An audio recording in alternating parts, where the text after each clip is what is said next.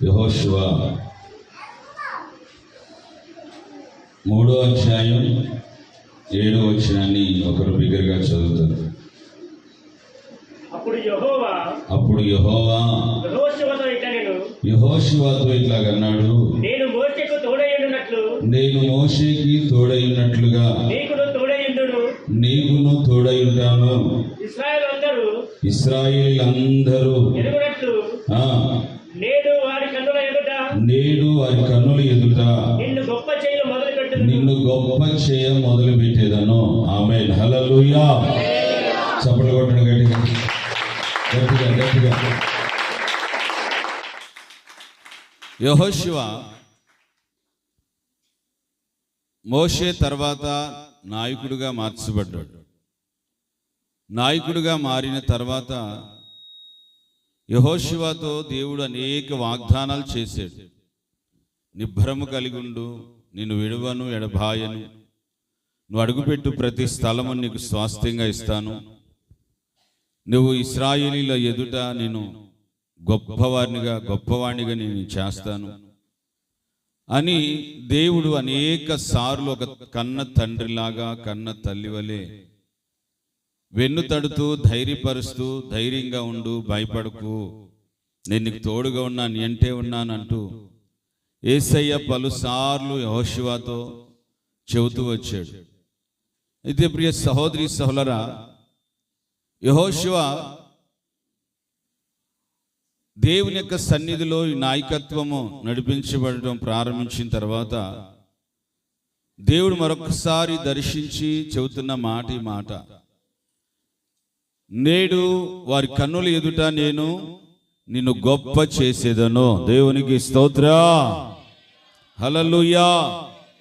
గొప్ప చేయటం అంటే ఒక 10 అడుగులు ఎత్తు పెంచుతాడా, ఇటెవన్న ఒక 3-4 అడుగులు పెంచుతాడా అని చూస్తే కాదు. కానీ ఆయనను గురించిన కీర్తి, ఆయనను గురించిన ప్రఖ్యాతి, ఆయనను గురించిన ఘనత ఏంటి, ఒక ఆశీర్వాదకరంగా నేను మారుస్తాను అని ప్రియ సహోదరి సహోదరా యెహోషువతో దేవుడు వాగ్దానం చేస్తున్నాడు. ఈ రోజున గొప్ప స్థితి, గొప్ప స్థాయి మనమందరం కోరుకునేటువంటి వాళ్ళు. ఏ ఒక్కళ్ళు కూడా తక్కువ స్థితి, తక్కువ జీతం, తక్కువ చిన్న ఇండ్లు, ఏంటి దరిద్రమైన పరిస్థితుల్లో ఉండాలని ఏ ఒక్కళ్ళు కోరుకోరు. ప్రతి ఒక్కరు కోరుకునేది ఏంటంటే, నేను గొప్పగా ఉండాలి, నా పిల్లలు గొప్పగా చదవాలి, వాళ్ళు గొప్ప ఉద్యోగాలు చేయాలి, గొప్ప వ్యాపారాలు చేయాలి, ఒక ఉన్నతమైన స్థాయిలో స్థితిలో ఉండాలి, ఒక ఆశీర్వాదకరమైన జీవితం చేయాలి అని మనము ఆశపడుతూ, మనకు కలిగిన పిల్లలను కూడా ఆ దిశగా ఆశపడుతూ ఎదిగేటట్లుగా, గొప్పవారినిగా అయ్యేటట్లుగా చూసుకుంటాం. అంత మాత్రమే కాకుండా మనం చేసే చేతి పనుల్లో, మన వ్యాపారాలలో, మన ఉద్యోగాలలో ప్రతిదీ ఒక గొప్ప స్థాయిలో ఉండాలని ఆశపడతాం, ఒక ఉన్నతమైన స్థితిలో ఉండాలని ఆశపడతాం. మన కులగోత్రాల వాళ్ళందరికంటే ఏంటి, మన ఇరుగు పొరుగు వారు, మనం ఉంటున్నటువంటి ఇంట్లో ఏంటి ఇరుగు పొరుగు వారు అందరికంటే ఒక గొప్ప స్థాయిలో, నన్ను అందరూ చెప్పుకునే స్థాయిలో నేను ఉండాలని ఆశపడతాం. తప్పులేదు, ఉండాలి. దేవుడు కూడా అలాగనే కోరుకుంటున్నాడు. ఆదికాండంలో మనిషిని సృజించినప్పుడు ఆదాము అవ్వలతో చెబుతున్నాడు, మీరు ఏదేను తోటను వేలండి, మీరు విస్తరించండి, మీరు భూమిని సేద్యం చేసుకొనండి, మీరు భుజించండి, మీరు ఇవన్నీ అనుభవించండి, మీరు విస్తరించి గొప్పవాళ్ళు కాండి. దేవునికి స్తోత్రం చెప్పాలండి. హల్లెలూయా. యెషయా గ్రంథంలో 1వ అధ్యాయంలో దేవాది దేవుడు ప్రియ సహోదరి సహోదరా చెబుతున్నటువంటి చక్కటి మాట ఏంటంటే, ఆకాశమా ఆలకించుము, భూమి చెవియొగ్గుము. చూడండి, ఆయన చాలా వేదన పడుతున్నాడు దేవాది దేవుడు. ఎందుకనంటే, నేను పిల్లల్ని కన్నాను, పెంచాను, పెద్దవారిని చేశాను, కానీ వారు నా మీద తిరగబడి ఉన్నారు. నేను వాళ్ళని గొప్పవాళ్ళని చేయాలని గొప్పవాళ్ళని చేస్తున్నాను, కానీ వాళ్ళు నా మీద తిరగబడుచున్నారు అని తన ఆవేదన, తన ఆక్రందన ఎవరికి చెప్పుకుంటున్నాడు అని అంటే, ప్రియ సహోదరి సోదరా, ఆకాశముతోను భూమితోను సృష్టితో యేసయ్య చెప్పుకుంటున్నాడు. ఈ విధముగా దేవుని యొక్క సన్నిధిలో మనల్ని అందరినీ ఒక గొప్ప స్థితిలో, గొప్ప స్థాయిలో ఉంచాలన్నదే ఆయన నిర్ణయమై, ఆయన ఉద్దేశ్యమై, ఆయన ప్రణాళిక అయి ఉన్నది. మనము ఆయన యొక్క అడుగుజాడల్లో, ఆయన యొక్క ఆజ్ఞల ప్రకారంగా మనం నడుచుకుంటూ దేవుడిచ్చు బహుమానాలు, దేవుడిచ్చు ఆశీర్వాదాలు అనుభవించేటువంటి వారముగా మనం ఉంటే, ప్రియ సహోదరి సహోదరా, భూమి మీద ఉన్నటువంటి ఏ ఒక్కళ్ళు అనుభవించలేనటువంటి ఒక గొప్ప స్థితిలో నా దేవుడు నిన్ను పెట్టునుగాక, ఒక గొప్ప స్థాయిలో దేవుడు నిన్ను నడిపించునుగాక. ఆమేన్. హల్లెలూయా, హల్లెలూయా. సౌండ్ తక్కువ పెట్టి. యెహోషువతో చెబుతున్నాడు, అప్పుడు నేను వారి కన్నుల ఎదుట గొప్ప స్థితిలో పెడతాను, గొప్పవారినిగా చేస్తానన్నాడు. అప్పుడు అని అంటున్నాడు. ఈ మాట చదివేటప్పుడు ఎప్పుడు అని అనుకున్నాను నేను. చూడండి, యెహోషువని దేవుడే నాయకునిగా చేశాడు, దేవుడే అతన్ని రాజునిగా, నాయకునిగా నియమించాడు, నడిపిస్తున్నాడు. కానీ యెహోషువ ఒక గొప్ప స్థాయిలో, గొప్ప స్థితిలో మార్చబడటానికి గల కారణాలు యెహోషువ గ్రంథం చదువుకుంటే మీరు, ఆయనలో మోషే కంటే ఒక గొప్ప కార్యాలు, ఒక గొప్ప స్థితి, ఒక గొప్ప అనుభవాలు దేవుడు యెహోషువ ద్వారా దేవుడి భూమి మీద జరిగించాడు. దేవునికి స్తోత్రం చెప్పాలండి. హల్లెలూయా, హల్లెలూయా. జరిగేటట్లుగా దేవుని సన్నిధిలో యెహోషువ దేవునికి ఒక ఇష్టమైనటువంటి జీవితం చేశాడు, ఒక ఇష్టమైనటువంటి జీవితం చేశాడు.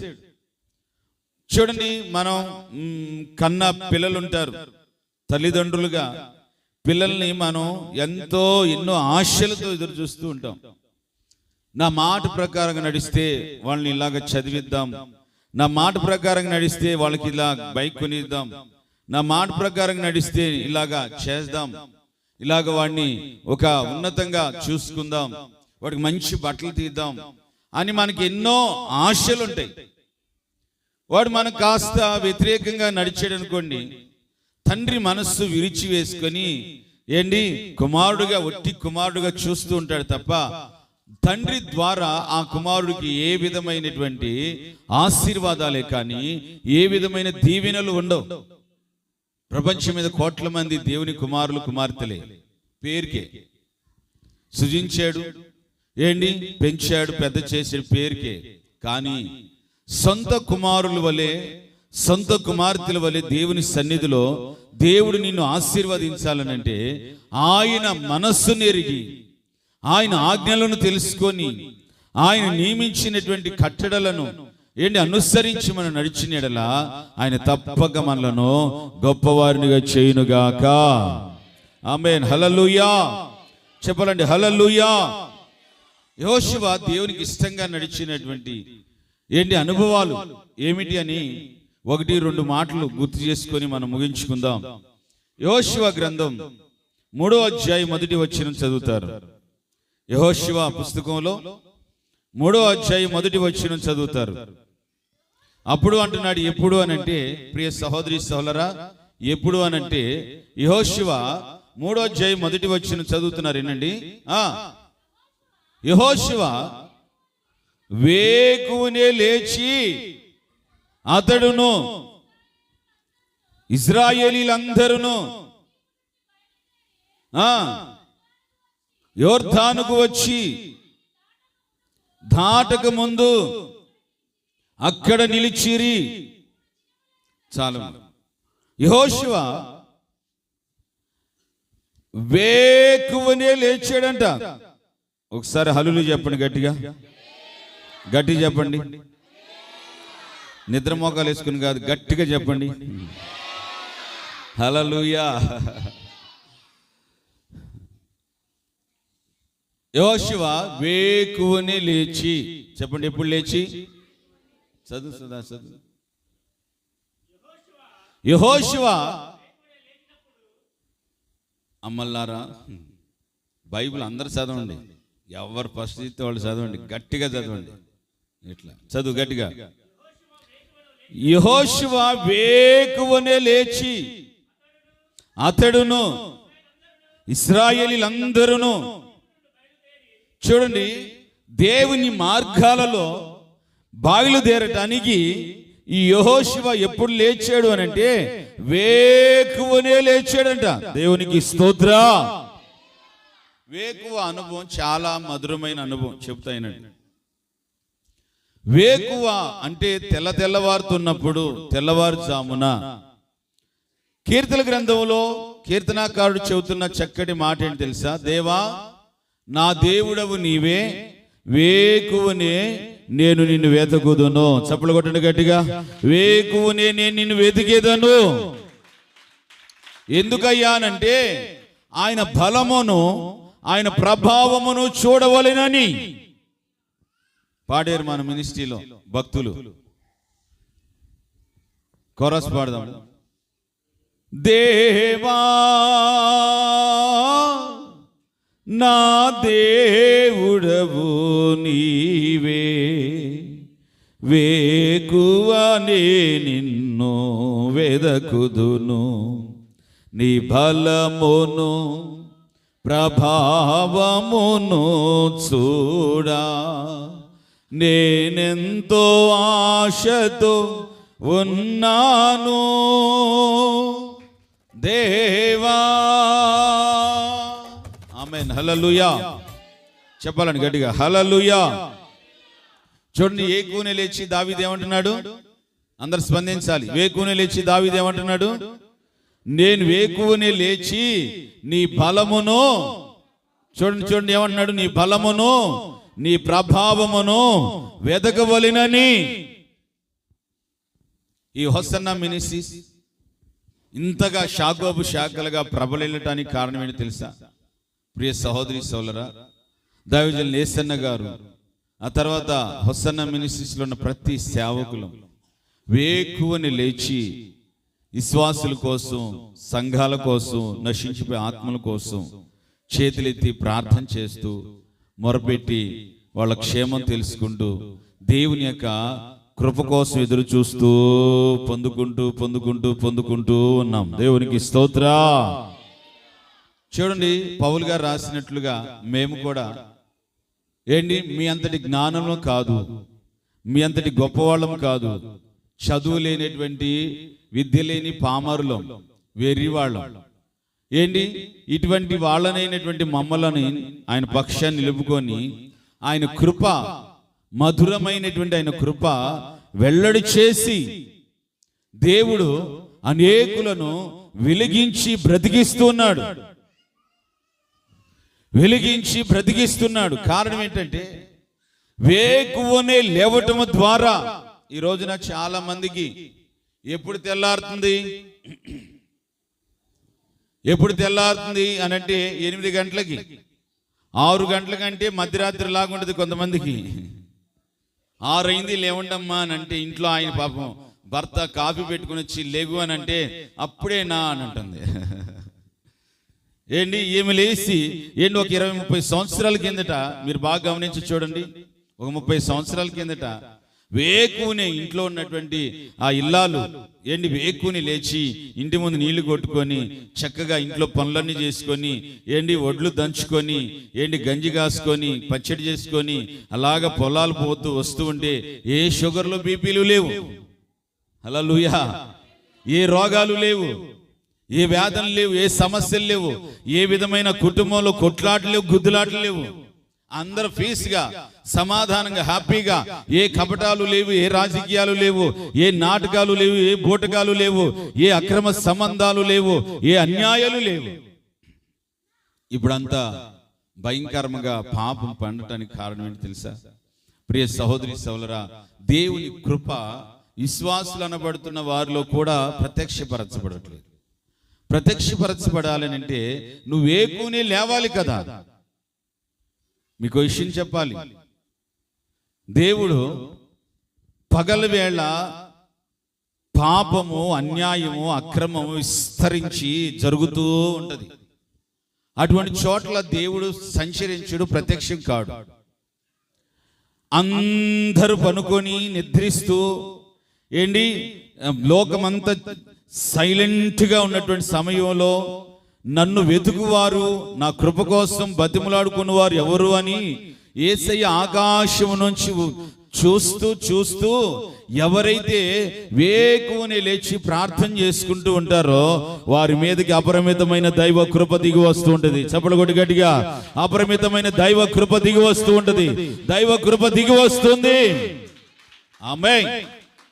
కుటుంబంలోనైనా, సంఘంలోనైనా, భార్య భర్తల మధ్యలోనైనా, ఎవరి మధ్యలో అయినా సమస్యలు ఎందుకు వస్తున్నాయి చెప్పనా? స్తోత్ర ప్రార్థన వేకుని లేవక. లేచి చూడండి, విశ్వాసులైనటువంటి మీరు. యెహోషువ వేకునే లేచాడు. సేవకులుగా మేము లేచి చేతులెత్తి ప్రార్థన చేస్తున్నాం. దానికి మీరు ఒక అర్హులుగా ఉండాలి. మా స్తోత్రాలకు మీరు ఒక అర్హులుగా ఉండాలి. మా విశ్వాసుల పనుల్లో, మా విశ్వాసుల మార్గాల్లో తోడుగుండండి అని మేము బతిమలాడుకుంటున్నప్పుడు మీరు దానికి యోగ్యులుగా, అర్హులుగా ఉండాలి. మీరు లేచి అలాగా స్తోత్రాలు చెల్లిస్తూ నా సేవకుని కాపాడండి, నా సంఘాన్ని కాపాడండి, నా రాష్ట్రాన్ని కాపాడండి, నా మినిస్ట్రీని కాపాడండి యేసయ్యా అని బతిమలాడుకుంటూ ఉంటే కృప ఎందుకు దిగి రాదండి? అటు సేవకులు, ఇటు విశ్వాసులు కృప విస్తరించి విస్తరించి విస్తరించి విస్తరించడం ద్వారా ఏం జరుగుతుందో తెలుసా? మన ప్రాంతాల్లో కట్టబడిన సాతాను శక్తులు పటాపంచులు తెంచబడతాయి. చెప్పులు కొట్టి గట్టిగా. రోగాలు తొలగించబడతాయి, తెగుళ్ళు తొలగించబడతాయి, ఆవేదన తొలగించబడతాయి, ప్రతి విరోధము కొట్టివేయబడుతుంది. కృప లేదు, కృప లేదు. కృపామయుడాని పాటలు పాడుతున్నాం తప్ప నీ కృప నుండి దూరము కాగాని పాటలు పాడుతున్నాం తప్ప కృప లేదు. కృప ఉన్న చోట సమస్యలు ఉండవు. కృప ఉన్న చోట ఏ విధమైనటువంటి సమస్యలు, శోధనలు, శ్రమలు, ఏ విధమైనటువంటి సాతాను సంబంధించిన కార్యాలు జరగవు. యెహోషువ లాగా వేకునే లేవండి. వేకునే లేచినప్పుడు అందరికంటే, లోకం కంటే ముందుగా దేవుని కృపనిస్తాడు, జ్ఞానం ఇస్తాడు, అభిషేకం ఇస్తాడు, ఆరోగ్యం ఇస్తాడు. అన్ని విషయాల్లో దూసుకొని ముందుగా వెళ్ళిపోతావు. గొప్ప గొప్ప కలెక్టర్స్, గొప్ప గొప్ప జడ్జీలు, గొప్ప గొప్ప డాక్టర్లు, వాళ్ళు పెద్ద జాబ్స్ సంపాదించుకోగలిగారంటే కారణం ఏంటి తెలుసా అండి? ప్రియ సహోదరి సోదరులారా, చదువుకునేటువంటి విషయంలో నిద్ర పట్టించుకోకుండా, ఆకలి పట్టించుకోకుండా, సుఖాన్ని పట్టించుకోకుండా, ఏ కోశాన రాత్రి పగలని లేకుండా పుస్తకాల మీద పుస్తకాలు చదివి ఒక గొప్ప చదువు చదివి గొప్ప స్థాయిలో ఉన్నారు.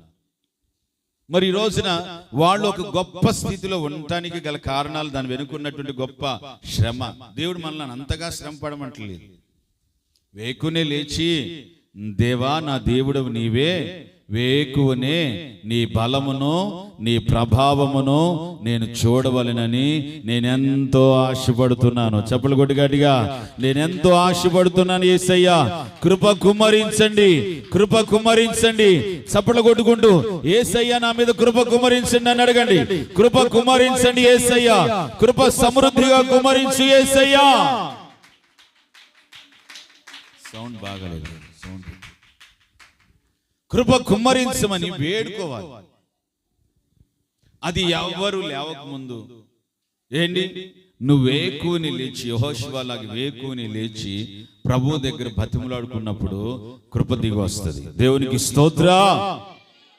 లేకుండా 8 గంటల దాకా జొల్లు గార్చుకుంటా నిద్రపోయి ఆ దిండంతా జొల్లుతో తడిపేసి అప్పుడు లేచి కాఫీ ఏది అనుకుంటా ఉన్నావు అనుకో, నీ మీదకి దిగి వచ్చేది కృప కాదు, దయ్యాలు. 6 దాటిన తర్వాత పనుకుంటే ఏం జరుగుతుందో తెలుసా? సైన్స్ ప్రకారం చెబుతాను, మెడికల్ ప్రకారంగా కూడా చెబుతాను. హల్లెలూయా. తర్వాత కొన్ని విషయాలు, పెద్దోళ్ళ విషయాలు కూడా చెప్తాను మీకు. 6-7 దాటిన తర్వాత పనుకుంటే ఊర్లో ఉన్న వాళ్ళ, పనుకోనున్న వాళ్ళ రోగాలన్నీ వాళ్ళ మీదకి వచ్చి పడతాయి, వాళ్ళ మీదకి వచ్చి పడతాయి. ఆ పక్కింటి వాళ్ళి, ఆ ఎదిరింటి వాళ్ళి, వాళ్ళది ఏళ్ళి, వాళ్ళకు ఉన్నటువంటి దరిద్రాలు, వాళ్ళకు ఉన్నటువంటి పరిస్థితులు, రోగాలు, సమస్యలు అన్నీ వాళ్ళకు వచ్చి పడతాయి. ఎందుకంటే వాళ్ళు లేచారు, ఏంటి నువ్వు పనుకొని ఉన్నావు, ఏంటి సాతానికి ప్రాముఖ్యంగా కింద ఉన్నటువంటి వాళ్ళ మీద అదమాయిషం చేస్తాడు. కనుక మన జీవితాలలో వేకువనే లేవాలి. హల్లెలూయా. ఈ రోజున ఏ స్త్రీలు లేస్తున్నారు కుటుంబం విషయంలో? స్వాభావికంగా మనం మాట్లాడుకుందాం, ఆత్మీయంగా కాదు. నీ కుటుంబంలో ఏ శోధనలు, ఏ దరిద్రత, ఏ వేదనలు లేకుండా నెమ్మదిగా ఉండాలని కనీసం ప్రార్థన దాకా కాదు, ఏ రోజన్నా వేకుని లేచావా?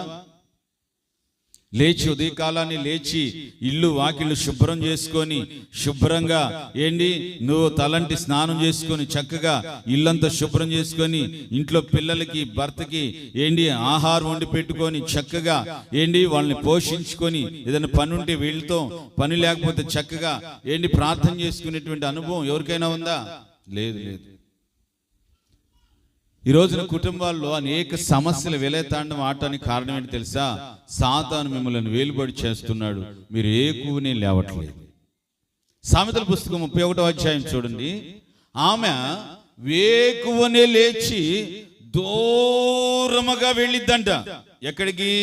వర్తకపు వాడల దగ్గరికి వెళ్ళి ఆహారం తెచ్చిద్దంట తన కుటుంబీకుల కోసం. వేకువనే లేచి 31వ సామెతల పుస్తకం 31వ అధ్యాయంలో మీరు తర్వాత చదువుకోండి. ఇది స్త్రీలకు చాలా ప్రాముఖ్యమైన అధ్యాయం. మీరు ఈ అధ్యాయాన్ని బాగా కంటిన్యూ చేయండి, మీరు అలవాటు చేసుకోండి. స్త్రీలకు తప్పక ఈ అధ్యాయం తప్పక నడవలసినటువంటి విధానం ఇది. ఈ అధ్యాయం 31వ అధ్యాయం. వేకువనే లేచి ఆమె దూరంగా వర్తకపు వాడల దగ్గరికి వెళ్ళి ఆహారం తెచ్చిద్దంట తన కుటుంబీకుల కోసం. ఏమాయ్, ఆ టయాన్ని పోతే ఎవరొకరు నిందలేయరా? ఆడపిల్ల ఒక్కదే ఈ టయాన్ని వెళ్తుంది ఏందని నాకు కుదరదు. ఈ ఆహారం ఏ ఆహారం తెలుసా? ఆత్మ సంబంధమైన పరలోకం నుంచి దిగి వస్తున్న పరలోకపు మన్నా, పరలోకపు వాక్యం అనేటువంటి ఆహారం. దేవునికి స్తోత్రం చెప్పాలండి. హల్లెలూయా, హల్లెలూయా. సంఖ్యా పుస్తకంలో కూడా ఇశ్రాయేలీలకి మన్నా కుమ్మరించబడింది. మోషే దాన్ని తీసుకోవాల్సిన విధానం చెప్పాడు. ఏం చెప్పాడు తెలుసా? ఇదిగో మీరు పెందల కాడ లేవాలి. మోషే అనే మాట ఇది బాగేనండి. మీరు పెందల కాడ లేచి మీ కుటుంబీకులకు సరిపడినంత ఆ మన్నాను తీసుకొచ్చుకొని ఇంట్లో పెట్టుకోనండి. ఎండ ఎక్కిన తర్వాత ఆ మన్నా తీసుకొనకూడదు. ఎండ వచ్చిన తర్వాత, తెల్లవారిన తర్వాత ఆ మన్నా తీసుకొనకూడదు. నేను ఆత్మీయ అర్థం చెబుతాను బాగానండి. వేకువనే పెందల కాడ లేచి మన్నా కోసం పరుగులు తీయాలి. నీ కుటుంబంలో ఇద్దరున్నారా? ఇద్దరు సరిపడా తెచ్చుకోవాలి. నలుగురున్నారా? నలుగురు సరిపడా తెచ్చుకోవాలి.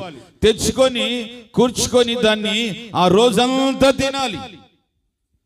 తెల్లారిన తర్వాత లేచి వెళ్ళామనుకో, అది కుళ్ళిపోయి కుళ్ళి పట్టిన వాసన వస్తుందంట.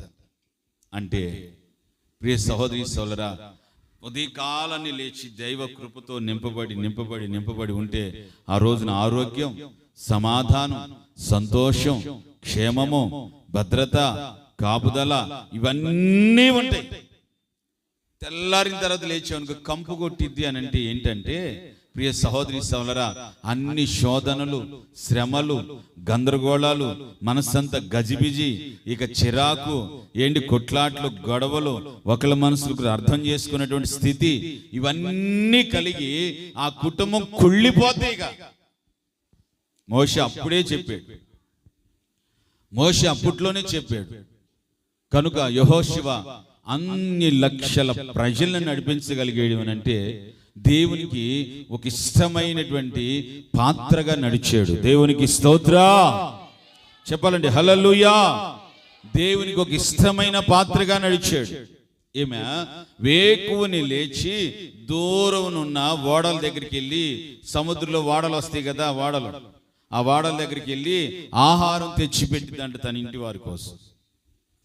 తన ఇంటి వాళ్ళ కోసం తీసుకొచ్చి ఆహారం తెచ్చి దంచి దాన్ని వండి కాసి చక్కగా ఆ పిల్లలు లేచేసరికి అందరికి వండి పెట్టుకుంటుందండి.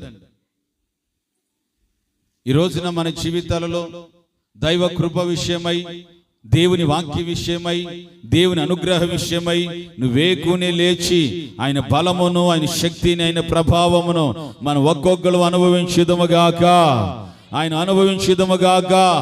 అలాగ అనుభవిస్తూ ఉంటే లోకములో మనకంటే గొప్ప వాళ్ళు మరొకరు లేరు. చెప్పలు కొట్టి గట్టిగా, మరొకరు గనులు ఏ ఒక్కరు లేరు, మరొకరు ఏ ఒక్కరు లేరు, ఉండకూడదు. మనమే గనులము గొప్పవాళ్ళం. ఆమేన్. మనమే గనులము గొప్పవాళ్ళముగా మారుతాం. అంతేగాని మనము దేవుని కృపను వెనక వేసి రాత్రి చాలా లేట్ అయింది బ్రదర్, ఏ ఆదివారం ఇంత లేటుగా వస్తున్నావు సిస్టర్ అని అంటే కొంతమంది ఏమంటారు తెలుసా, రాత్రి వేళ చాలా లేట్ అయింది బ్రదర్. చూడండి, నేను ఎప్పుడు చెప్తాను, ఒక చక్కటి ఒక అనుభవం చూస్తాను మీకు, అది తప్పక నేర్చుకోండి. రాత్రి వేళ 8-9 దాటినాక టైం అస్సలు చూడొద్దు. రాత్రి వేళ 8-9 దాటిన కాంచి టైం అస్సలు చూడొద్దు, తెల్లవారేంత వరకు. కారణం ఏంటి తెలుసా, ఆ టైమే నీకు లేనిపోయిన టెన్షన్స్ పుట్టిస్తుంది, ఆ టైమే నీకు కోపాన్ని రేపుతుంది, ఆ టైమే నీలో ఒక బద్ధకాన్ని పుట్టిస్తుంది, ఆ టైమే నిన్ను అనేక వాటి మీద ప్రభావితం కాకుండా నిన్ను ఆపివేస్తుంది, నిన్ను గొప్పవాళ్ళు కాకుండా చేస్తుంది. ఆ కొడుకుని వాళ్ళమ్మ తట్టి పట్టి లేపుతుంది, రే లేవరా అంటుంది. వాడు రాత్రి టైం చూసి పనుకున్నాడు కదా, వాడు ఏమంటాడు తెలుసా, ఉండమ్మా రాత్రి 2ంటికి పనుకున్నాను అంటున్నాడు. అంటే వాడు టైం చూడబిట్టే కదా 2 అయిందని చెబుతున్నాడు.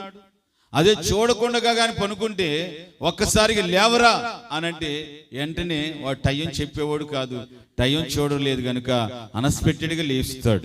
హల్లెలూయా చెప్పాలండి, హల్లెలూయా. ఈ రోజున చాలా మందిలో దేవుని యొక్క కృపకు దూరం అయ్యారు, దేవుని ఆహారానికి దూరం అయ్యారు, దేవుని వాక్యానికి దూరం అయ్యారు, దేవుని అనుగ్రహానికి, ప్రభావానికి దూరం అయిపోయి ఈ రోజున అనేక శోధనలు, శ్రమలు, కుటుంబంలో అనేక బాధలు, సమస్యలలో మిగిలిపోయారు. కనుక యెహోషువని నేడు గొప్ప చేయ మొదలుపెట్టినట్లుగా నా దేవుడు ఈ రోజున మీరు కూడా ఇలాగ తీర్మానం చేసుకుంటే నా దేవుడు నిశ్చయముగా మిమ్మల్ని కూడా గొప్ప చేయునుగాక. దీనిలోనే యాకోబు రాత్రంతా ప్రార్థన చేస్తున్నాడంట. పెద్ద భక్తుడు బయలుదేరాడు, హల్లెలూయా, చేయాల్సినంత చేసి వచ్చాడు. చూడండి నాకెళ్ళందరూ ఆ పిల్ల కోసం 7 సంవత్సరాలు లైన్ వేసాడు, బీట్ వేసాడు. వాళ్ళ మామ మోసం చేసి ఆ పిల్లని కాదు ఇంకో పిల్లనిచ్చి పెళ్లి చేసాడు, ముసుగు గప్పి. సరేనని మళ్ళీ ఈ పిల్ల కావాలంటే ఇంకొక 7 సంవత్సరాలు కొలువు చేయి యాకోబు అని అంటే సరే 7 సంవత్సరాలు చేసాడు. 7 14 సంవత్సరాలు చేసాడు. చేసి నాకు 2 చేసుకున్నాడు. వీళ్ళిద్దరి కోసం 2 పనికత్తలు పెడితే వాళ్ళిద్దరితో కూడా పోయాడు. చేసేదంతా చేసి పెద్ద భక్తుల్లాగా రాత్రి అంతా వచ్చి ప్రార్థన చేస్తున్నాడు, నన్ను ఆశీర్వదించు. మనోళ్ళ వ్యవహారం అంతా ఇట్లాగా ఉంటది. చేసేదంతా లోపల చేస్తూ ఉంటాము, పైకి వచ్చేసి పెద్ద భక్తుల్లాగా అయ్యా నన్ను దీవించి గ్లోరీ తునారియా తునకలు అంటూ ఉంటాం. హల్లెలూయా చెప్పాలండి, హల్లెలూయా, గ్లోరీ గ్లోరీ హల్లెలూయా అంటూ ఉంటాం. ఒరే నాకు తెలుసులేరా నీ పోటకాలు నాటకాలు అంటాడు, ఒరే నాకు తెలుసులేరా నీ వ్యవహారాలు అంటాడు. యాకోబు కూడా రాత్రి అంతా అందరిని భార్యలను పంపించాడు, పిల్లల్ని పంపించాడు, సైన్యాన్ని గొర్రెలను మేకలు మొత్తాన్ని పంపించాడు. మీరు పోతా ఉండండి, నేను వస్తాను, ఈ రాత్రి ఆగి వస్తాను అంటున్నాడు. రాత్రి వేళ అలాగ మోకరించి ప్రార్థన చేస్తే మొత్తం మీద రాత్రి అంతా చేసిన దేవుడు ఏం లేదు కానీ తెల్లవారుతున్నప్పుడు దేవుడు దిగి వచ్చాడు. చప్పలు కొడతామా గట్టిగా, తెల్లవారుతున్నప్పుడు దేవుడు దిగి వచ్చాడు. బాబు ఏంటి పిలిచావు అని అంటే, అయ్యా నన్ను ఆశీర్వదించు. సరే నేను నిన్ను ఆశీర్వదిస్తాను కానీ నీ పేరు ఏమిటి అని అడిగాడు. ఎందుకనంటే దేవుడికి పేరు తెలుసు, ఊరు తెలుసు, హృదయం తెలుసు, మనిషి తెలుసు, స్వభావం తెలుసు, అన్ని తెలుసు. కావాలని ఎందుకు అడిగాడు అని అంటే, ఇదే యాకోబు తన సొంత తండ్రి దగ్గర నేనే ఏశావునని అబద్ధం చెప్పి జ్యేష్ఠత్వ హక్కు లాక్కున్నాడు చిన్నోడు.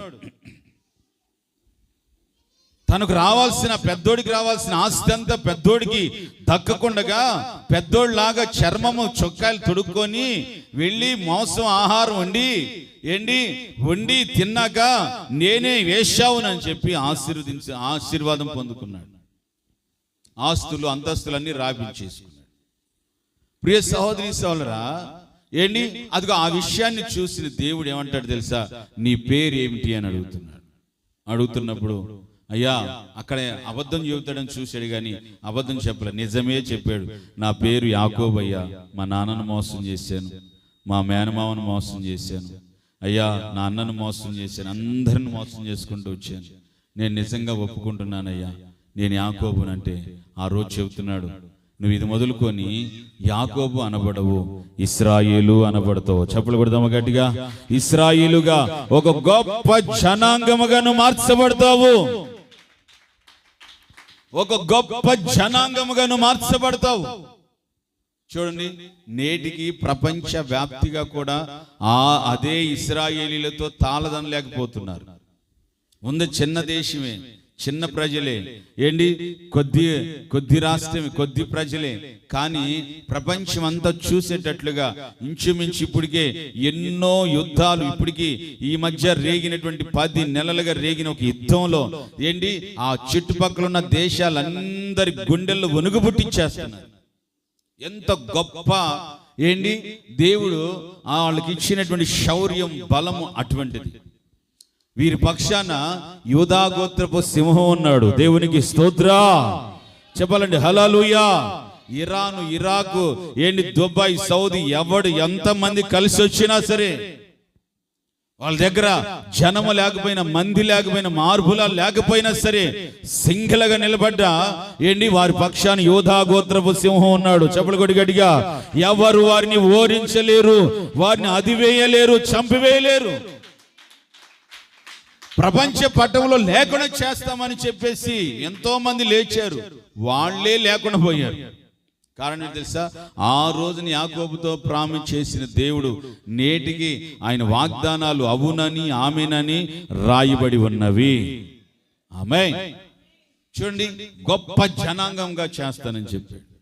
ఆ ఇజ్రాయెల్ దేశంలో ఉన్నటువంటి ఆ కొద్ది జనం మటుకే కాదు, యాకోబు యొక్క కుమారులు శాకోబు శాఖలుగా అనేక దేశాలలో ప్రఖ్యాతిగాంచారు. యోసేపు యొక్క సంతానం అమెరికన్స్ ప్రజలై ఉన్నారు. మన యొక్క జనం, మనలో కూడా కొంతమంది ఉన్నారు ఆర్యులు. మనమంతా నోవహు కాలంలో వచ్చినటువంటి ప్రజలమే మనం. ఆర్యులు నోవహు యొక్క మనవళ్ళైనటువంటి వారు. ఈ విధంగా ప్రపంచ దేశాలన్ని దేశాలలో ఈ ఇశ్రాయేలీయుల యొక్క గోత్రపు ప్రజలే. దేవునికి స్తోత్రం చెప్పాలండి, హల్లెలూయా. కనుక ఒక గొప్ప జనాంగముగా దేవుడు మార్చాడనంటే వేకువని లేచి ప్రార్థన చేశాడు. చెప్పండి, ఏం చేశాడు? రాత్రి అంతా చేసినా వేకునే దేవుడు దిగొచ్చాడు. అలవాటు చేసుకోండి, తప్పక తీర్మానం చేసుకొని ఎంత అలసిపోయినా, సమస్యలను ఎంత లేటుగా లేచినా ఒక అర్ధగంట సేపు అయినా లేచి కృప దయచే ప్రభువా అని ప్రార్థన చేసుకోండి. ఆ కృప నిన్ను అనేక అపాయాల నుంచి నిన్ను తప్పించి కాపాడునుగాక. ఆమేన్, హల్లెలూయా. సెకండ్ వన్, రెండో మాటను మనం ధ్యానం చేసుకుందాం. యెహోషువ పుస్తకం 3వ అధ్యాయం 3వ వచనం. యెహోషువ 3వ అధ్యాయం 3వ వచనం. మీరు మీ దేవుడైన యెహోవా నిబంధన మందసమును యాజకులైన లేవీలను మోసుకొని పోవుట చూచినప్పుడు మీరున్న స్థలములో నుండి బయలుదేరి దానిని వెంబడించవలెను. చాలు. యాజకులు నిబంధన మందస్సము మోస్తూ వాళ్ళ భుజాల మీద పెట్టుకొని నిబంధన మందస్సాన్ని మోసుకుంటూ వెళుతున్నారంట. వెళుతున్నప్పుడు యెహోషువ ఇశ్రాయేలీల జనులందరూ చూశారంట. యాజకులు అనగా సేవకులు. చెప్పండి, యాజకులు అంటే ఎవరు? స్వరం చెప్పండి, యాజకులు అంటే ఎవరు? సేవకులు, పాస్టర్స్. నిబంధన మందస్సు అనంటే సంఘభారము, సంఘము. నిబంధన మందస్సు అంటే యేసుక్రీస్తు చిత్తము. నిబంధన మందస్సు అనంటే దేవుని రాజ్యము. నిబంధన మందస్సు అనంటే దేవుణ్ణి భుజాల మీద పెట్టుకొని, దేవుని సేవని భుజాల మీద పెట్టుకొని అలాగ మోసుకుంటూ వెళుతున్నప్పుడు ఏంటి, యెహోషువ ఇశ్రాయేలీయుల ప్రజలందరూ చూచినప్పుడు ఏం చేస్తే తెలుసా? సేవకులను, యాజకులను వాళ్ళు కూడా వెంబడించారంట. దేవునికి స్తోత్రం చెప్పాలండి, హల్లెలూయా. వెంబడించారు, వెంబడించారు, వెంబడించారు. హెబ్రీ పత్రికలో చూస్తే సేవకుని యొక్క విశ్వాస ఫలమును వాళ్ళు చూచిరి. తర్వాత సేవకుని యొక్క త్యాగము, సేవకుని యొక్క ప్రతిష్టత, సేవకుని యొక్క సేవా విధానము వాళ్ళు చూసి వెంబడించారంటే మొదటి శతాబ్దపు సంఘపు విశ్వాసులు. బాగైనండి. సేవకులు, ఇదిగో ఈ సేవ, దేవుని రాజ్యము, దేవుని యొక్క సిలువ, దేవుని యొక్క మందస్సం భుజాల మీద పెట్టుకొని మోస్తూ వెళుతున్నప్పుడు నువ్వేం చేయాలి తెలుసా? సేవకుల్ని వెంబడించాలి. దేవునికి స్తోత్రం చెప్పాలండి, హల్లెలూయా. సేవకుల్ని వెంబడించాలి. నీ సంఘ సేవకుడు ఒక ఆత్మ సంబంధమైనటువంటి మార్గములో, బాగైనండి, ఈ మార్గము యేసుక్రీస్తుల వారు స్థాపించాడు. ఆయన కల్వారి సిలువను మోసుకుని భుజమే పెట్టుకొని ఇలాగా ముళ్ళ తుప్పలను, గచ్చ పొదలను, అనేక మెట్టలను అన్నిటిని చదును చేసుకుంటా, తొక్కుకుంటా ఆయన మార్గం ఏర్పాటు చేసుకుంటూ పోయాడు. ఇక ఈ మార్గంలో మేము సేవకులము, ప్రపంచంలో ఎంతమంది సేవకులు ఉన్నా ఇదిగో ఇదే మార్గంలో వెళ్ళాలి. వేరొక మార్గంలో వెళితే వాడు సేవకుడే కాదు. ఏ మార్గం ఇది? పరిశుద్ధమైన మార్గం, యథార్థమైన మార్గం, సత్యమైన మార్గం, ఒక నీతికరమైన మార్గం, ఒక నిజాయితీతో కూడిన మార్గం. ఈ మార్గంలో నుంచి తప్పితే ప్రియ సహోదరి సహోదరా, అనేకులు ఎదుట సేవకుడు వాడు మార్గం తప్పారు అని వాళ్ళ జీవితాలలో వాళ్ళు అనుకుంటారు. కనుక మనము ఈ నిబంధన మందస్సు మోయు యాజకులను, వాళ్ళ విశ్వాసాన్ని, వాళ్ళ త్యాగాలను మనం బాగా గుర్తుపట్టాలి. దేవునికి స్తోత్రం. యెహోషువయు ఇశ్రాయేలీయులను కలిసి ఈ సేవకుని వెంబడిస్తూ ఉన్నారు. ఆయన ఎక్కడ సువార్త కోటాలకు వెళ్తున్నాడో అక్కడికి వాళ్ళు కూడా, ఆయన ఎక్కడ ఆరాధన స్థాపించాడో అక్కడికి ఆరాధనకి, ఆయన ప్రార్థన చేసుకుంటున్నాడు, మనం కూడా ప్రార్థన చేసుకుందాం. ఆయన విశ్వాసం కలిగినటువంటి బిడ్డ, మేము విశ్వాసం నడుచుకుంటాం. ఆయన యేసయ్య అడుగుజాడలో నడుస్తున్నాడు, మేమును అడుగుజాడలో నడుస్తాం.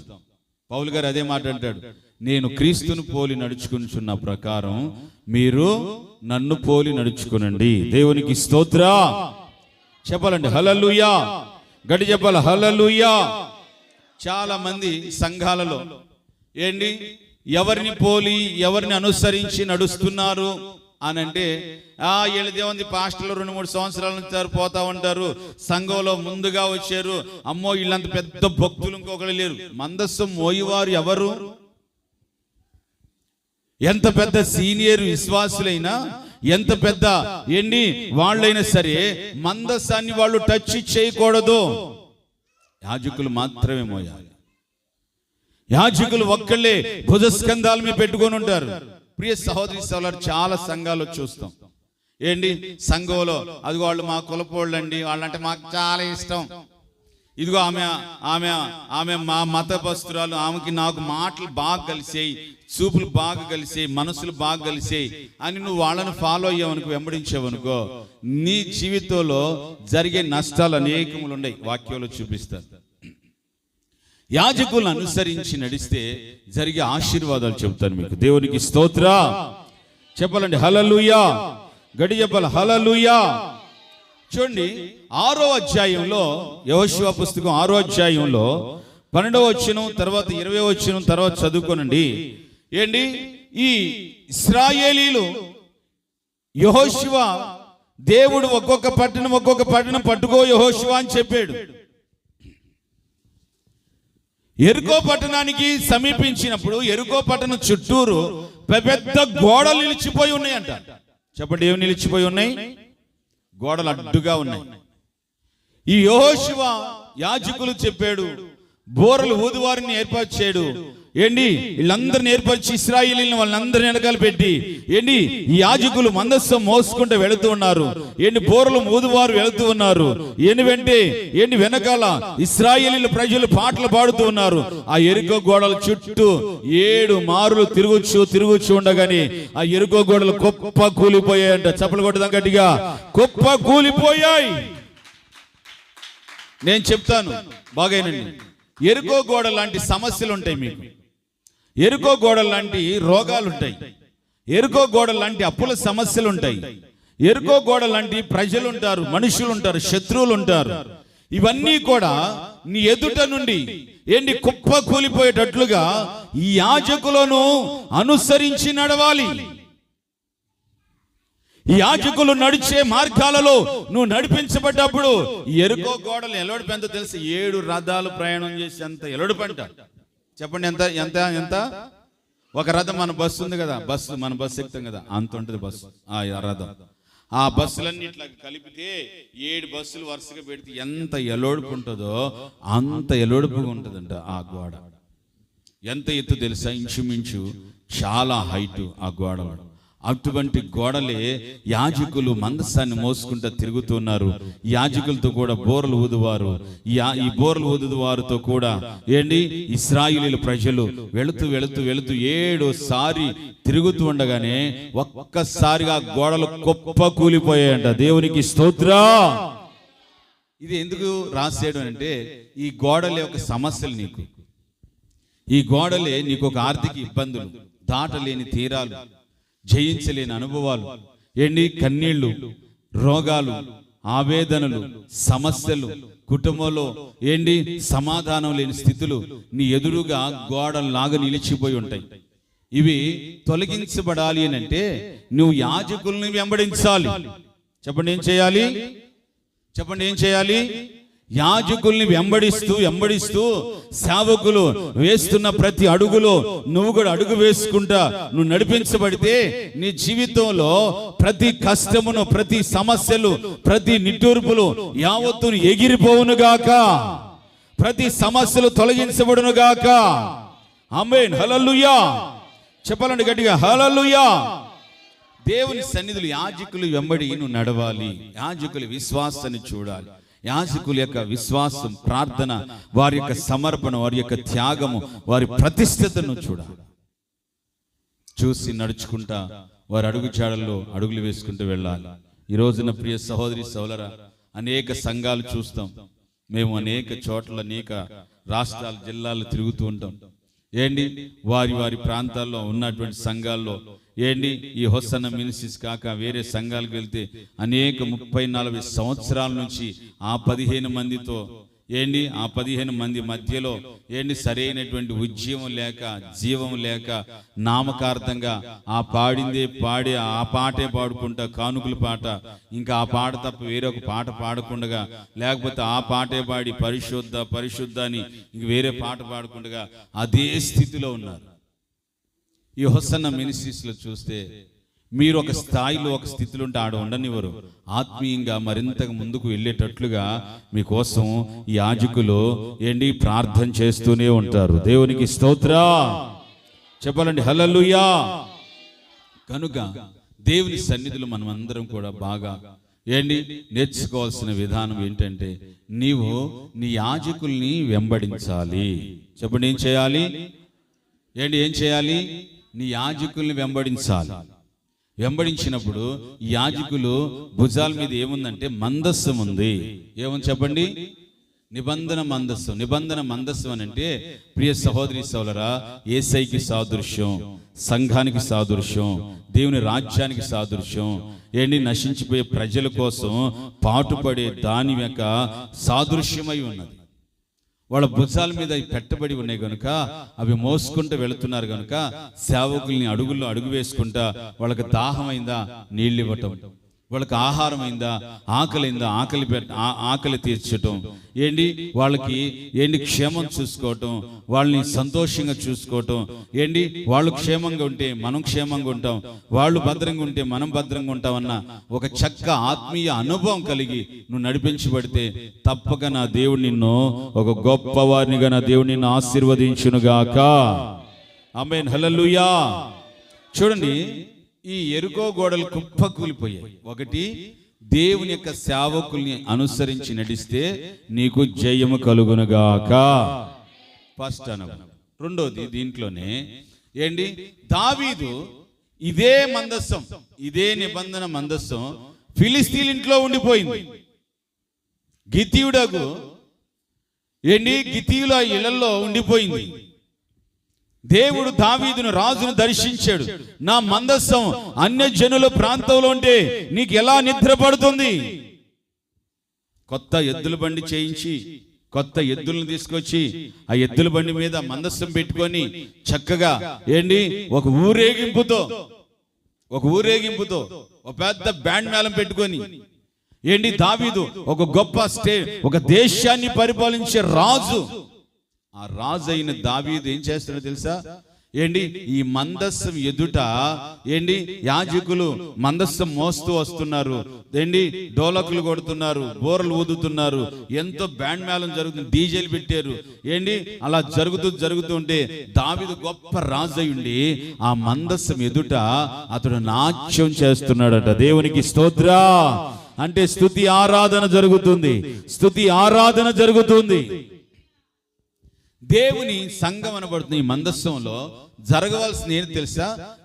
స్తుతి ఆరాధన. చెప్పండి, ఏం జరగాలి? నీ హృదయం అనబడుతున్న మందస్సంలో ఏం జరగాలి తెలుసా? స్తుతి ఆరాధన జరగాలి. యాజకులు మందస్సాన్ని మోస్తున్నప్పుడు నువ్వేం చేయాలి తెలుసా? ఆరాధించాలి. దావీదు భార్య మికాలు దావీదు ఎగురుతున్నాడని షర్ట్ ఉప్పు తీసేసి ఎగురుతున్నాడు, అంగి ఉప్పు తీసి. అమ్మాయి కిటికీలో కూడా తేరి చూసి తొంగి చూసి సిగ్గులేదు ఇతనికి, రాజు అయ్యుండి ఎట్ట ఎగురుతున్నాడు చూడని పక్కుమని నవ్విందంట. నవ్వేసరికి ఆమెకి గర్భం మూసేసాడట దేవుడు. చెప్పండి, ఏం చేశాడు? కొంతమంది ఆరాధించే వాళ్ళని చూసి కొంతమంది ఆరాధించరు. కళ్ళు తెరిచి వాళ్ళ కళ్ళు చూసి ఈకిలి చేస్తుంటారు. అమ్మా పెద్ద మాకు తెలియని ఆరాధన, మాకు తెలియని యేసు ప్రభుని అనుసరించటమా? ఆమె ఎట్టే గుర్తుంది, ఆమె అట్ట చప్పట్లు కొడుతుంది చిన్నపిల్లలాగా, ఎంత బోటకం తప్ప ఇంకేమన్నుందా అంటా ఉంటారు. నువ్వు గొప్ప స్థితిలోకి వెళ్ళాలంటే స్తుతి ఆరాధన జరిగించాలి, ఆరాధనలో వర్షిప్ చేయాలి. దావీదు ఒక గొప్ప ఒక దేశాన్ని పరిపాలించే రాజు. ఆ రాజు మందస్సం ఎదుట నాట్యం చేస్తున్నాడంట, నాట్యం చేస్తున్నాడు. ఆమేన్, హల్లెలూయా. చెప్పాలండి, హల్లెలూయా. ఒకటి, మందస్సం మోయు యాజకుల దగ్గర జయం కలుగుతుంది మీకు. మందస్సం మోసే యాజకుల దగ్గర మీకు ఆరాధన జరుగుతుంది. దేవునికి స్తోత్ర. స్తుతి ఆరాధన జరుగుతూ ఉండగా పరిశుద్ధాత్మ పూర్లుగా మార్చబడతారు. చప్పట్లు కొట్టి గట్టిగా. పరిశుద్ధాత్మ ప్రభావితులుగా మార్చబడతారు, పరిశుద్ధాత్మ అభిషేకముతో నింపబడతారు, పరిశుద్ధాత్మ ప్రభావం నీ మీదకు దిగి వస్తుంది. పరిశుద్ధాత్మ పూర్లుగా మారుతారు. ఎప్పుడో తెలుసా?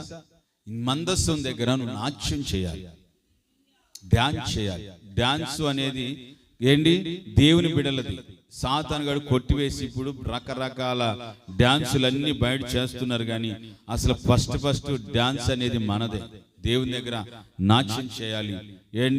ఆరాధించేటప్పుడు నాట్యం చేయాలి. కాళ్ళు చేతులు నువ్వు మైమరిచిపోనంతగా చేయాలి. మందస్సం దగ్గర నువ్వు ధీమాతో ఉంటున్నావు, నువ్వు బిడియంగా ఉంటున్నావు, ఎబ్బెట్టిగా ఉంటున్నావు, నువ్వు సిగ్గుపడుతున్నావు. నువ్వు సిగ్గుపడటం కాదు, యేసయ్య నిన్ను చూసి సిగ్గుపడుతున్నాడు. చప్పట్లు కొట్టకపోతుంటే ఇటువంటి ప్రజలు ఉన్నారు ఇక్కడ. కనుక యేసయ్య సన్నిధిలో మందసం మోయి యాజకుల దగ్గర నువ్వు చప్పట్లు కొట్టి ఆరాధించి మైమరిచిపోతున్నప్పుడు నీ మీద కట్టబడిన ప్రతి కట్లు, ప్రతి చీకటి క్రియలన్నీ కూడా యేసుక్రీస్తు నామములో తొలగించబడునుగాక, తొలగించబడునుగాక, తొలగించబడునుగాక.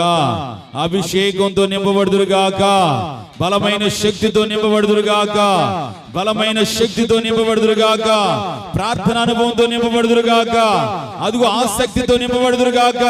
నా దేవుని సన్నిధిలో ఉన్న ప్రభావం నీ మీదకి వచ్చునుగాక, నా దేవుని సన్నిధిలో ఉన్న అదిగో వాక్యములో ఉన్న శక్తి నీ మీదకి వచ్చునుగాక. ఈ విధమైనటువంటి ఆశీర్వాదాలు యాజకులను అనుసరించి నడిస్తే ఉంటాయి. ఈ రోజున మీరు అబ్జర్వ్ చేసి చూసుకోనండి. మీరు అనుసరించే వాళ్ళకి సరైన ప్రార్థన ఉన్నదా? నేను ఎప్పుడు చెబుతాను సంఘంలో, నువ్వు సరైన ప్రార్థన పరుడు కాదా? ఒక మంచి ప్రార్థన పరులతో సహవాసం చెయ్యి. నువ్వు ఒక ప్రార్థన పరురాలు కాదా? చేత కావట్లేదా? నీకు తెలుసా విషయం, నేను దేవుళ్ళు ఇంకా ఎదగలేదు అని ఈ విషయం. ఒక మంచి ప్రేర్పులు ఆత్మపూర్లైనటువంటి వాళ్ళతో సహవాసం చేయి. నీ క్యారెక్టర్, నీ బుద్ధి, నీ ఆలోచనలన్నీ మారిపోతాయి.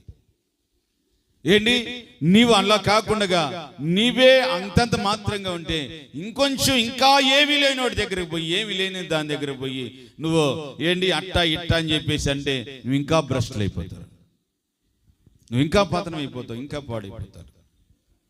కనుక దేవుని సన్నిధిలో నువ్వు ఎవరిని అనుసరిస్తున్నావు? ఇదే మాటలు నేను పత్తికొండలో చెప్పాను. ప్రియ సహోదరి సోదరా, ఏంటి సంఘంలో అమ్మ మాకు ఆమంటే ఇష్టం, ఏమంటే ఇష్టం, ఆమెకు ప్రార్థనే లేదు, విశ్వాసమే లేదు. ఆమెలో నువ్వేం చూసి నేర్చుకుంటావు? ఆయనలో నువ్వేం చూసి నేర్చుకుంటావు? రాజకీయాలు చేసి నేర్చుకుంటావా? ఏంటి ఆమెలో ఏం చూసి నేర్చుకుంటావు? కుళ్ళు కుతంత్రాలు నేర్చుకుంటావా? నువ్వేం నేర్చుకుంటావు? నీ ఇంటికి రావాల్సిన ఎవరు? ఒక ఆత్మ సంబంధులైనటువంటి వారు రావాలి. ఆత్మ సంబంధులు కాకపోతే వాళ్ళు ఎవరు ఎట్టి వారైనా సరే మనకు అనవసరం. బైబిల్లో నిర్గమాకాండలో ఏం రాయబడింది తెలుసా? ఆత్మ సంబంధి కానిటువంటి వాళ్ళు, నీ తమ్ముడైనా, నీ అన్నైనా, నీ అమ్మైనా, నీ తండ్రి అయినా, ఎవడైనా సరే పోయి కత్తి దూసి వాడిని చంపిరామని చెప్పి. అంటే ఆత్మీయంగా ఏంటంటే వాక్యముతో వాళ్ళని కరాఖండితముగా ఏంటి బుద్ధి చెప్పి వాళ్ళని వదిలించుకోమని వాక్యంలో రాయబడి ఉంది. దేవుని కోసం, దేవుని యొక్క ప్రతిష్ఠిత కోసం, దేవుని యొక్క రాజ్యం కోసం వాళ్ళని తెగ తెంపులు చేసుకోవాలంట. కొంతమంది మా కులమో, మా మతమో, మా వాళ్ళు, మా జనమో, మా వాళ్ళు అన్నట్టు. దేనికి దేనికి నీకు జయం కలుగుతుందా? నీకేమైనా ఆశీర్వాదం కలుగుతుందా? నీకు వాళ్ళ ద్వారా ఏమైనా ప్రయోజనం ఉందా? దేవుని రాజ్యం తెచ్చి పెడతారా? పరలోక రాజ్యానికి నిన్ను కడబోషం మోగగానే నిన్ను ఎత్తుకెళ్ళిపోతారా? నీకు లేదు, వాళ్ళకి లేదు, నీకు లేదు. యాజకులు మందస్సం మోస్తున్నారు, వాళ్ళ అడుగు జాడలో నువ్వు నడుచుకుంటా తిన్నగా తలదించుకొని విధేయులయ్యి ఏంటి తగ్గించుకొని లోబడి అలాగా ఏంటి అడుగులు అడుగు వేసుకుంటూ వెళ్తుంటే మీకు జయము కలుగునుగాక. రెండోది, ఆరాధన జరుగుతున్నప్పుడు నీ మీదకి పరిశుద్ధాత్మ దిగి వస్తుంది. దేవునికి స్తోత్ర చెప్పాలండి, హల్లెలూయా. ఏంటి ఆది అపోస్తులందరూ కూడా మేడ మీద ఏంటి కనిపెడుతుండగానే బలమైన శక్తి దిగి వచ్చిందంట వాళ్ళ మీదకి. చెప్పండి, ఏం దిగి వచ్చింది? పరలోకపు శక్తి దిగి వచ్చిందంట. ఇదిగో ఈ విద్య లేని పామరుడు పేతురు ఒక చోటుకి వెళ్ళి ఆ గ్రామంలోనికి వెళ్ళి సువార్త ప్రకటిస్తున్నాడు అంతే. ఇతడు ఎవరు అని అంటే చేపలు పట్టుకునే ఒక జాలరి. అసలు తూ అంటే తా తెలియదు, తా అంటే తూ తెలియదు. యేసుక్రీస్తు మరణ పునరుద్ధానాల గురించి చెబుతున్నాడు అంతే. పరిశుద్ధాత్మ పొందినాక ఈయన మాటలో ఉన్న శక్తి వాళ్ళందరి మీద కమ్ముకొని వాళ్ళందరి హృదయాలు తెరవబడి 3,000 మంది బాప్తిసం పొందారంట. చప్పలు కొట్టండి గట్టిగా. 3,000 మంది బాప్తిస్వాలు పొందారట. ఆమేన్. చెప్పండి, ఎంతమంది? 3,000 మంది బాప్తిస్వాలు పొందారంట. అంటే ఈ పేతురు యాజకుని అనుసరించి నడవటం వల్లనే కదా వాళ్ళ బ్రతుకులు మారాయి. మనం ఆలోచించాలి. ఏంటి మందస్సు మోయేవారు ఎవరు? దేవుని అనుసరించి నడిచేవారు ఎవరు? దేవుని కట్టడలను మనకు బోధించేవారు ఎవరు? వారిని అనుసరించాలి. వారిని ఏంటి వాళ్ళ యొక్క విశ్వాసాన్ని చూసుకొని వాళ్ళ యొక్క అడుగుజాడలో మనం నడుచుకుంటూ వెళ్ళినప్పుడు వాళ్ళు తిన్నగా నిన్ను పరలోక రాజ్యానికి చేరుస్తారు. దేవునికి స్తోత్రం. దీనిలోని మూడు అనుభవం ఏంటంటే దీనిలోని మూడు అనుభవం, ఈ ఒక్క అనుభవం చెప్పి ముగించేస్తాను, మరొక మాటలోకి వెళ్తుంది.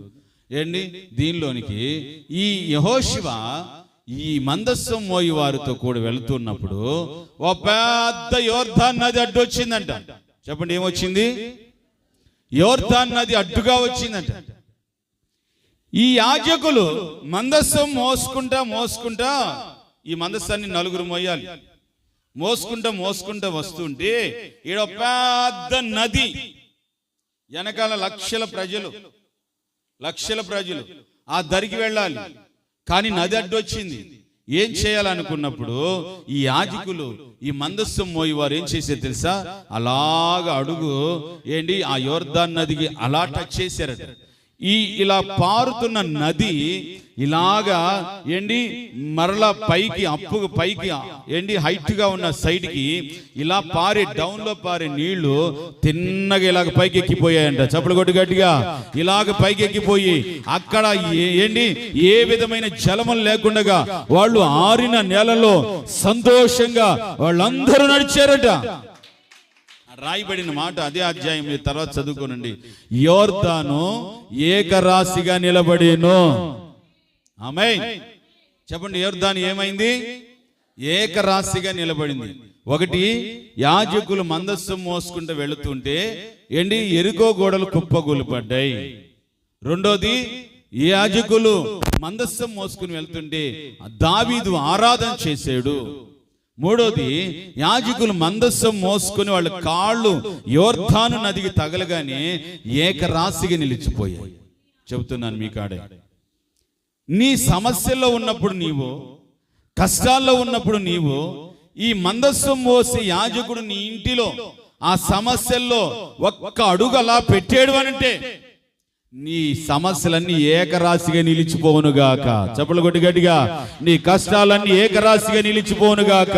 నీ కన్నీళ్లు ఏకరాశిగా నిలిచిపోవునుగాక. నీ రోగాలు ఏకరాశిగా నిలిచిపోవునుగాక. ఆమేన్. ఇక నీ మీదకి పారవు జలములలో బడి నేను వెళ్ళిన అవి నా మీద పారవు, అగ్నిలో నేను నడచిన. చాలు మళ్ళీ పాడుకో. యోర్దాను ఏకరాశిగా నిలిచిపోయింది. చెప్పండి, ఏం రాశిగా నిలిచిపోయింది? అక్కడ వేరే చెబుతాను, అక్కడ వాళ్ళందరూ విన్నారు, అక్కడ వేరే సబ్జెక్ట్, అందుకే ఇక్కడ కొంచెం లేట్ అయినా ఈ 3 పాయింట్లు చెప్పేసి వెళ్తా. దేవునికి స్తోత్రం చెప్పాలండి. హల్లెలూయా. చెప్పండి, ఏకరాశిగా నిలిచిపోయింది.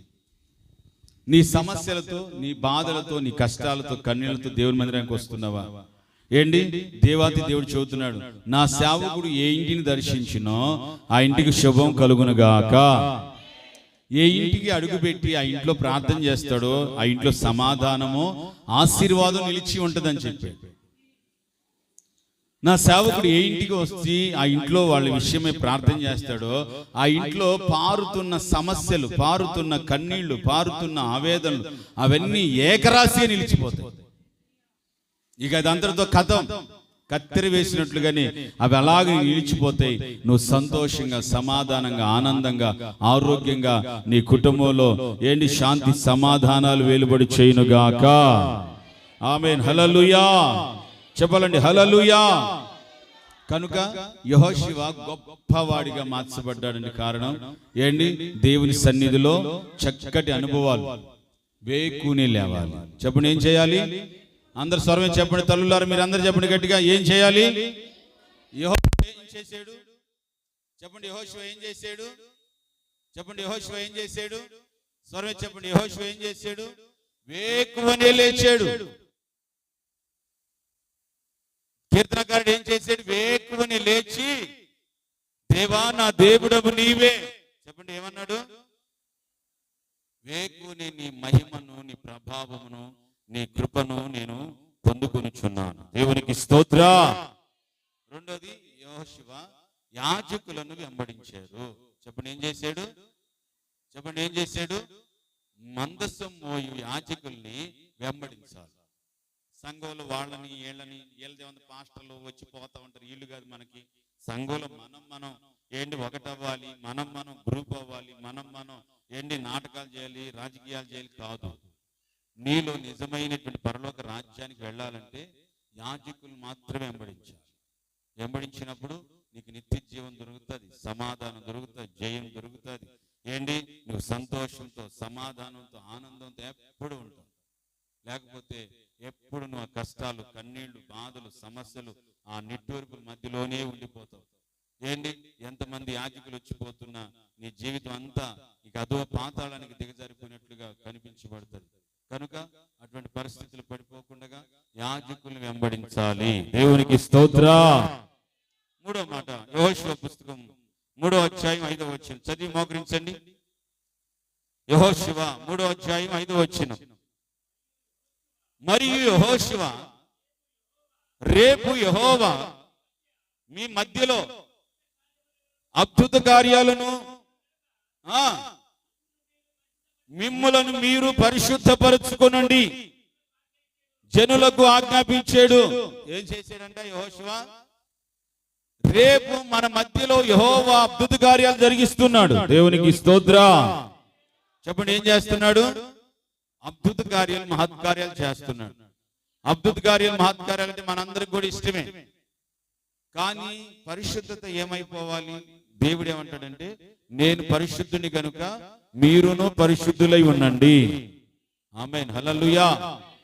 మిమ్మల్ని మీరు పరిశుద్ధపరచుకోనండి. పరిశుద్ధపరచుకున్నప్పుడు యెహోవా మీ మధ్యలో అద్భుత కార్యాలు జరిగించునుగాక, ఆశ్చర్య కార్యాలు జరిగించునుగాక. దేవుని మందిరానికి ఏమనుకొని వచ్చావో అవి నా దేవుడిని ఎడల జరిగించునుగాక. నీ సమస్యలన్నీ తొలగించబడునుగాక. ఇది మొదలుకొని జీవితాలు అన్ని అద్భుత కార్యాలను చూచుదుగాక. అందరూ మోకరించండి, ప్రార్థన చేసుకుందాం. అందరూ మోకరించండి, ప్రభు సన్నిధిలో ప్రార్థన చేసుకుందాం.